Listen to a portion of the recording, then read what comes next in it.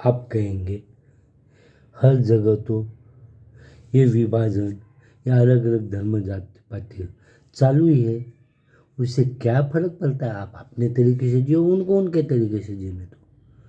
पर एक बच्चे को या एक बच्ची को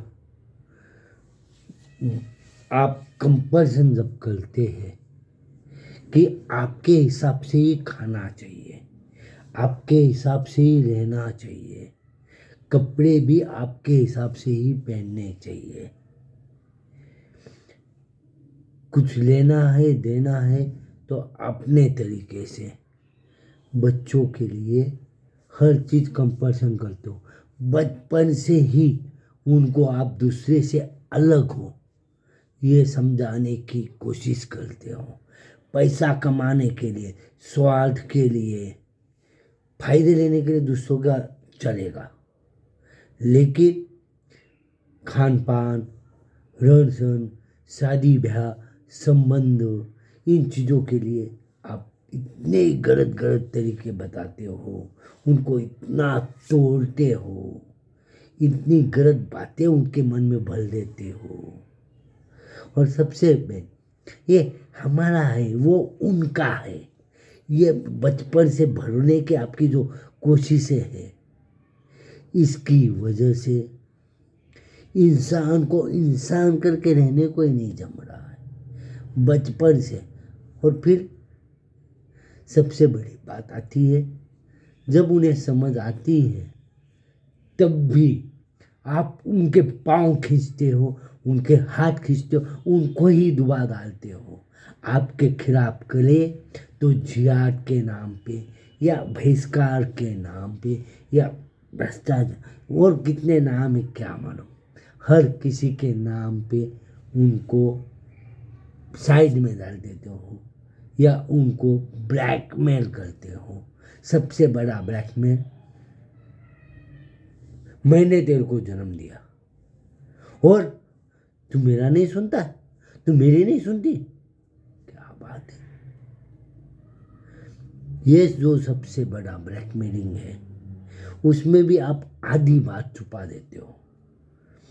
भक्त प्रहलाद की एक कथा मेरे को याद आती है, जिसमें पेट में रहते हुए ही प्रहलाद को पढ़ाया गया। इसका मतलब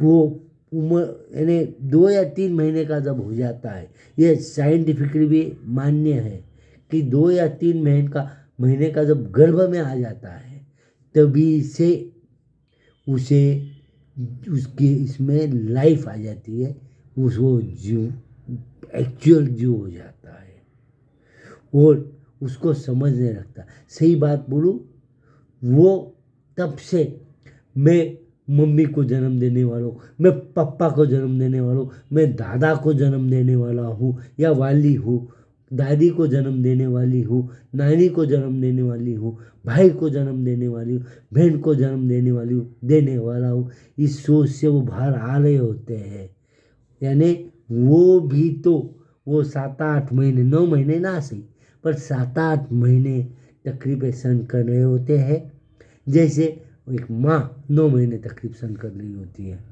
पर आप क्या अधूराई बताते हैं कि मैंने तुझको जन्म दिया। अरे क्यों आप अधूरा बात करते हो। उसको ब्लैकमेल करने के लिए, अच्छी बात के लिए ब्लैकमेल करो ना, पर गलत बातों के लिए, आपके स्वार्थ के लिए क्यों ब्लैकमेल करते हो। मेरी बहन, हाँ मेरी खुद की बहन, उसकी पोती को 10 दिन का कुछ तो उनके समाज का, मैं मेरा समाज बोलता ही नहीं क्योंकि मेरा तो सिर्फ मानवता समाज है, उनके समाज का कोई प्रोग्राम था जिसमें खान पान बाहर का बना किया गया। अरे उसको पानी पूरी खाने की इच्छा हुई, मैं उसको लेके जाने लगा तो उसके बेटे ने मुझे क्या बोला, मम्मी की परमिशन नहीं है, आप मत लेके जाइए। उसको कंपल्शन उपवास करने को लगाना, वही चीज़ें जो उनको मंजूर है वही खिलाना, दूसरी चीज़ें नहीं खाने देना, त्योहार के नाम पे, अरे भगवान के त्योहार के नाम पे ये गलत चीज़ें क्यों हो रही है? भगवान, गॉड, खुदा, अल्लाह, गुरु, सबके जो त्योहार होते हैं, उनके त्योहार के नाम पे या और कोई चीज़ के नाम पे, उनके नाम पर हम बच्चों पे गलत चीज़ें ही थापने की कोशिश क्यों करते हैं?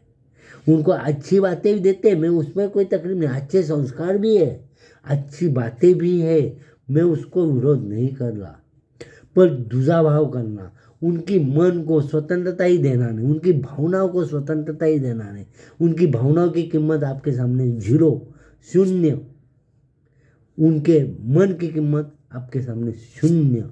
उनको कितनी बार मैंने देखा है, हर समाज में देखा है कि वो बच्चे को कोई समझ नहीं, वो बच्चे को वो चीज़ करने की जरूरत यानी तकलीफ हो रही है, पर आप उसको खींच खींच के उठा के नींद में से उठा के वो चीज़ें करने को लगाते हो जो आपको चाहिए, उस बच्चे को नहीं चाहिए, आपको चाहिए। अरे भगवान के नाम पे, गॉड के नाम पे ये इंसानियत है। मुझे तो इसीलिए ऐसा लगता है कि पूरा सिर्फ मानवता तत्वों वाला यूनिफॉर्म सिविल कोड चाहिए, जिसमें ना कोई धर्म हो, ना जात हो, ना पात हो, ना पंथ हो, ना पथ हो, और कुछ भी ना हो, सिर्फ इंसान हो, और इंसान का धर्म कहने वाला सिर्फ यूनिफॉर्म सिविल कोड हो, जो सबको ही लागू रहे, हर तत्व से कोई भी दुजाभाव नहीं रहे, कोई भी किसी भी भगवान को प्रणाम कर सकता है, भगवान की पूजा कर सकता है। आज मेरा मूड आया इस भगवान को पूजा करना है, उस भगवान की पूजा की। कल मेरा मूड आया उस भगवंत की पूजा करना है, उस भगवंत की पूजा की। कल मेरा मूड आया मुझे गॉड को पूजना है, गॉड को पूजा। कल मेरा मूड आया खुदा को याद करना है, खुदा को याद किया। अरे अल्लाह, खुदा, गॉड सब एक ही तो है, वो जीवनदाता के ही रूप है, और वही मानवता हमको देते हैं, और हम उसके नाम पे अमानवता ही क्यों फैलाते हैं? मैं ये नहीं कह रहा हूँ, अच्छी बातें भी है, उनके नाम पे बहुत सारी अच्छी बातें करते हैं। अच्छी बातों को मेरा कोई विरोध नहीं, अच्छे तत्वों को मेरा कोई विरोध नहीं, अच्छे रीति रिवाज को कोई मेरा विरोध नहीं, पर खासकर बच्चे और स्त्रियां, लेडीज, इनके नाम पे उनको जो एक तरह से प्रॉपर्टी बनाई है, या उन पे जो अन्याय हो रहे हैं, उनकी भावनाओं पर जो अन्याय हो रहे हैं, उसको मेरा विरोध है। और उसकी वजह से मैंने खुद ने बहुत चीज़ें सही है, मेरे लिए भी सही है, दूसरों के लिए देखी है, अनुभवी है। मेरे दोस्तों के बारे में, मेरे रिश्तेदारों के बारे में, मेरे बहनों के बारे में, मेरे भाई के बारे में हर जगह देखा है। ये अन्याय हमारी मर्जी से रहता है तो अच्छा, नहीं तो चुप, तू बहुत गलत है। कहाँ से पैदा हुआ मेरे पेट में, इस तरह के ब्लैकमेल होना मेरे लिए आम बात है, आपके लिए भी होंगी, पर आपको विरोध नहीं करना जमता, मुझे विरोध करना जमता है। तकलीफ हो रही है, अब तक रो रहा हूँ, पर फिर भी मेरा मानवता के लिए जीना और मानवता को विरोध करना, इंसानियत तत्वों के लिए जीना, जो गैर इंसानियत दानवी वृत्ति है, अत्याचारी वृत्ति है, अन्यायी वृत्ति है, उसको विरोध करना ही मेरे को लगता है। इसीलिए शायद मैं यहाँ पे हूँ, भगवान ने मुझे शायद इसीलिए जिंदा रखा है। आप सोचिए, मेरी वापस नम्र विनंती है सबको, खासकर बच्चों को, बच्चों आप आगे आओ, यूनिफॉर्म सिविल कोड, मानवतावादी यूनिफॉर्म सिविल कोड आप ला सकते, मैं नहीं। मैं तो सिर्फ कोशिश कर रहा हूँ आपके द्वारा।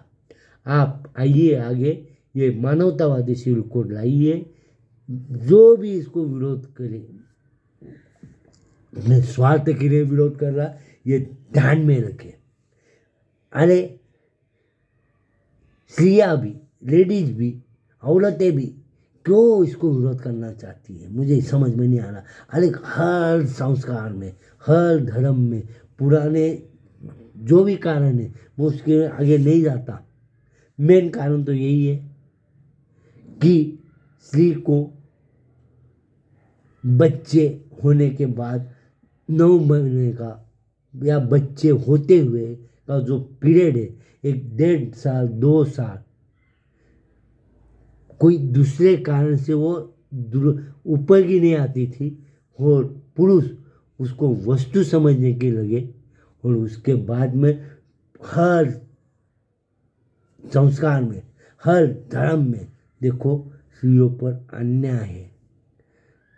वो बच्ची पैदा हुई तो भी अन्याय है। थोड़ा बहुत तो है, कम ज़्यादा है, कोई कम कर रहा है, कोई ज़्यादा कर रहा है। हम बहुत से पढ़े लिखे लोग, समझदार लोग ये अन्याय कम करने की कोशिश कर रहे हैं, पर फिर भी खुद सरकार ने कॉन्स्टिट्यूशन और बहुत से कानून के द्वारा उनको अच्छी बातें देने की कोशिश की है, फिर भी स्त्रियाँ ही बच्चों को भी वही पढ़ाती है।